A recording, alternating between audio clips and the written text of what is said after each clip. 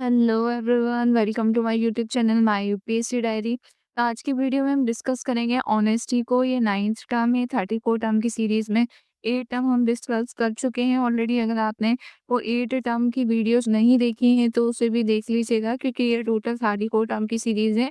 तो आप इसे सीरियल वाइज देखें तो आपको ज़्यादा बेनिफिशियल होगा, और आपके important terms GS for ethics paper के लिए जो इंपॉर्टेंट है वो कवर होते जाएंगे। एग्जाम्पल, इंट्रोडक्शन, कंक्लूजन, इन सब के साथ, और आपकी एक होलिस्टिक अंडरस्टैंडिंग डेवलप हो जाएगी जीएस फोर पेपर एथिक्स के लिए। चलिए स्टार्ट करते हैं। ऑनेस्टी। तो दोस्तों, आज के ज़माने में एक चीज़ है जो सबसे ज़्यादा रेयर होती जा रही है, और वो है ऑनेस्टी। ईमानदारी एक ऐसा वर्चू है जो ना सिर्फ इंसान की पहचान बनाता है, बल्कि पूरी सोसाइटी का फाउंडेशन भी है। एंड रिमेंबर दिस कि honesty is not the best policy, it is the only policy. तो ये जॉर्ज वॉशिंगटन की लाइन से जो मैंने आपको भी बोली है, honesty is not the best policy, it is the only policy. अब डेफिनेशन में हम बता सकते हैं कि ऑनेस्टी का मतलब सिंपल है, सच बोलना, ट्रांसपेरेंट रहना और अपने एक्शन और इंटेंशन में क्लैरिटी रखना। ये डेफिनेशन बेस्ड इंट्रोडक्शन हो गया। फैक्ट बेस्ड इंट्रोडक्शन में हम बताएंगे कि करप्शन परसेप्शन इंडेक्स के हिसाब से 96th रैंक पे स्लिप कर गए हम out of 180 with a score of 38। तो ये डिक्लाइन हुआ है 2023 से 2022 से अगर कंपेयर करें। तो ये बताता है कि क्या इंटीग्रिटी के चैलेंजेस हम फेस कर रहे हैं। Honesty is the most crucial quality in a leader. तो ये हम इसमें देख सकते हैं। फिर कांट के हिसाब से बता सकते हैं।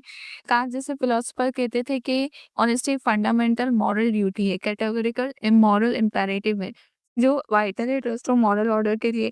और थॉमस जेफरसन का जो कोट है, honesty is the first chapter in the book of wisdom, ये भी हम इंट्रोडक्शन में यूज कर सकते हैं। गांधी जी का सत्या, खुद के साथ जीना, इसका बेस्ट एग्जाम्पल है। सो यहाँ पे जो मैंने इंटीग्रिटी में आपको बताया था कि integrity lost once can not be bought back at any cost, तो वो यहाँ हम यूज कर सकते हैं। और इंटीग्रिटी वर्सेस ऑनेस्टी वाले वीडियो में हमने पढ़ा था कि इंटीग्रिटी का ही पार्ट होती है ऑनेस्टी, पर ऑनेस्टी एक नैरो टर्म है और इंटीग्रिटी एक ब्रॉडर टर्म है। इसलिए इंटीग्रिटी में ऑनेस्टी आती है, पर ऑनेस्टी में इंटीग्रिटी नहीं आती है।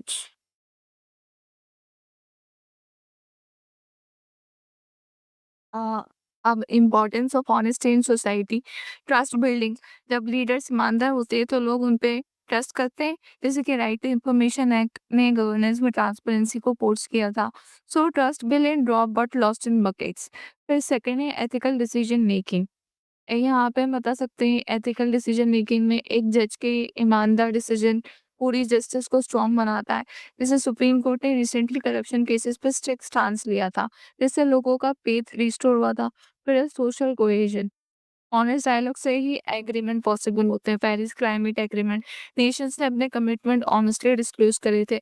रोल मॉडल्स का हम बता सकते हैं डॉक्टर एपीजे अब्दुल कलाम, एक साइंटिस्ट और प्रेसिडेंट, उन्होंने अपनी ऑनेस्टी और करप्शन फ्री लाइफ से पूरी जनरेशन को इंस्पायर किया। यहाँ पे हम एक डायग्राम भी बना सकते हैं कि ऑनेस्टी से trust, integrity, social cohesion promote होता है, और डिसऑनेस्टी से करप्शन, डिस्ट्रस्ट और कोलैप्स होता है। और इससे हमें मैसेज मिलता है कि सोसाइटी जो है स्टेबिलिटी की तरफ टिल्ट करती है तभी जब ऑनेस्टी आउटवेट करे डिसऑनेस्टी को। ऑनेस्टी को भारी पड़ना पड़ेगा डिसऑनेस्टी पर। अब चैलेंजेस क्या है? सोशल प्रेशर होता है कि कभी-कभी बॉसेस प्रेशर डालते हैं फॉल्स रिपोर्ट बनाने के लिए। जैसे 2025 का कॉर्पोरेट फ्रॉड केसेस हुए थे जहाँ एग्जीक्यूटिव ने प्रेशर में आकर रिकॉर्ड फॉल्सिफाई किए थे। फिर fear of the consequences, whistle blower डर के मारे सच बोल नहीं पाते। जैसे रैनबैक्सी के जो विसल ब्लोअर थे, उनको रिटेलिएशन का सामना करना पड़ा था। मॉरल रिलेटिविज्म, सिचुएशन के हिसाब से सच बोलेंगे या छुपाएंगे, तो ये कॉमन जस्टिफिकेशन है। फिर कल्चरल नुआंस, यहाँ पे कुछ कल्चर्स में सच बोलना रूड माना जाता है, इसलिए हाफ ट्रूथ बोली जाती है। तो politeness turning into evasiveness, honesty in governance in public administration.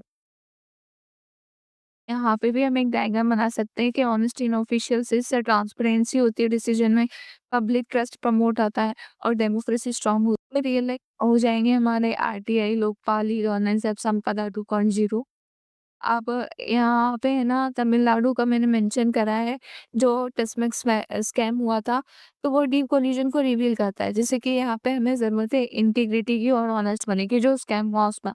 फिर एनएडब्ल्यूसी लाइब्रेरी का स्कैंडल, जहाँ पे पैनलिस्ट को अरेस्ट किया गया ब्राइब एक्सेप्ट करने के लिए। इंस्टीट्यूशनल ब्रीचेस को एक तरह से ये बताना है कि एक इंस्टीट्यूशनल ब्रीचेस की वजह से हुआ था ट्रस्ट डिफिसिट।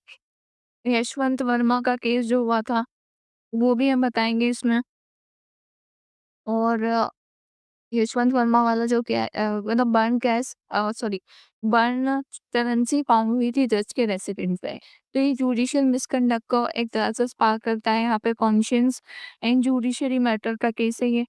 फिर एयरपोर्ट फ्रॉड केस में देहरादून एयरपोर्ट के फाइनेंस मैनेजर ने 232 करोड़ एम्बेजल किए थे, लेकिन एक कलीग ने करीब दिखाया और रिपोर्ट किया। तो एग्जाम्पल है कि ऑनेस्टी अकेले भी सिस्टम को चेंज कर सकती है। फिर ईडब्ल्यू अरेस्ट में यहाँ पे official implicated in welfare contract, तो प्रोसिक्यूशन रीइंफोर्स करे as a check on this honesty. तो कुटर एमएलए स्टैंड जो कुटर के एमएलए थे उनका स्टैंड हम यहाँ बता सकते हैं। तो उन्होंने इसमें क्या बोला था, इसमें उन्होंने बोला था कि ब्राइबरी को उन्होंने बोला था कि कमिटेड टू रिपोर्टिंग ब्राइबरी। उन्होंने एक कमिटमेंट दी थी कि मैं ब्राइबरी की जो भी केसेस होंगे उन्हें रिपोर्ट करूंगा लोकायुक्त को। तो इससे कॉन्सेंशियस लीडरशिप प्रमोट होती है, पब्लिक अकाउंटेबिलिटी इंश्योर होती है इससे। फिर एमपीज संपदा 2.0। संपदा एक पॉजिटिव एग्जांपल है, लैंड रजिस्ट्रेशन प्रोसेस को पेपरलेस बनाया गया इससे। तो ये system national e governance gold award मिला था इसके लिए, क्योंकि ट्रांसपेरेंसी ऑनेस्टी को इंस्टीट्यूशनलाइज करता है। फिर उड़ीसा में अम्मा शासना, ये उड़ीसा का एग्जांपल है। सिटीजन फीडबैक ऐप है जिससे लोग डायरेक्टली गवर्नमेंट को अपने ग्रीवेंसेस बता सकते हैं। ऑनेस्ट गवर्नेंस की तरफ एक बड़ा स्टेप है ये। और UP recruitment panel selection of women from tribal communities, UP PSC में एक तरह से ट्रांसपेरेंसी और मेरिट बेस्ड इंटीग्रिटी को इससे हम बता सकते हैं कि उसे प्रेस कर सकते हैं इससे। यूपी रिक्रूटमेंट पैनल्स, तो ये सब एग्जाम्पल अलग अलग एंगल से मैंने यहाँ पे ऐड करे हैं। और ये ऑनेस्टी में हम लिख सकते हैं हमारे पेपर में। तो इससे आप एक समझ पा रहे होंगे कि institution should not punish ethical choices, they must protect them. Institution का रोल इससे क्लियर हो गया होगा आपको।